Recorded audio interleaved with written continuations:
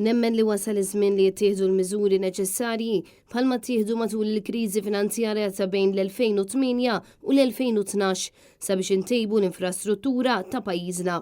Din hija l-opinjoni espressa mill-membru parlamentari Ewropew Laburista Alfred Sant f'artiklu ppubblikat fil-Gazzetta di Malta Independent fejn tenna li għandhom isiru stress tests bħalma kienu ġew infassla minn Gvern Nazzjonalista fl-2008 sabiex ġiet miġġielda l-kriżi finanzjarja.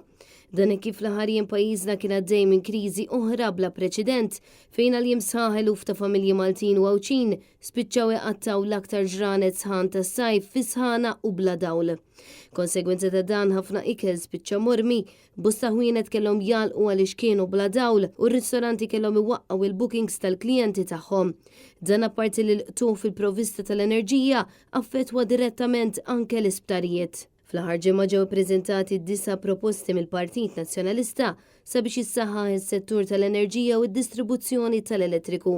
Dawn jinkludu investiment fin-netwerk tad-distribuzzjoni tad-dawl lejn id-djar tal-familji u n-negozji, sistema li tanalizza żoni fejn hemm voltaġġ baxx u xejriet tal-konsum, tkun imposta r-rata tad-disponibilità tal-elettriku, issir reviżjoni fil-proċessar tal-procurement tal-Enemolta, inċentivi għal binjiet b'livell għoli ta' effiċjenza fl-enerġija, inċentivi biex soqfa ta' binjiet tal-gvern jintużaw għal ġenerazzjoni ta' enerġija alternattiva, installazzjoni ta' batteries biex tissaħħaħ il-qawwa tal-grid nazzjonali, jiddaħlu rati orħos għal ħinijiet off-peak u li jkun liberalizzat is-suq tad-distribuzzjoni tal-enerġija.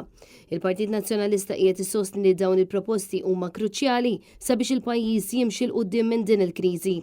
Filwaqt li daw kollha li ġew affettwati minn din il-kriżi għandhom jiġu kumpensati b'mod awtomatiku.